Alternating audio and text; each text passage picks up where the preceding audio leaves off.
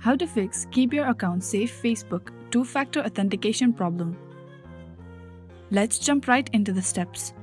First, you want to go ahead and open Facebook app on your phone. Tap on menu that is on the bottom right corner. Now here you need to scroll down and tap on Settings and Privacy. Tap on Settings. Now tap on Personal Details. Tap on Password and Security. Here tap on Two-Factor Authentication. Tap on Facebook. Now enter your password and then tap on Continue. Set the authentication to text message or security key. We recommend you to keep it on text message and then tap on Next. Put your phone number, tap on OK.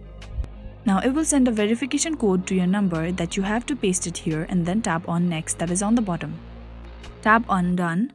Now whenever you try to log in, a security code will be sent to the number that you have just entered. You will have to put the code on the box and then you will be able to log in.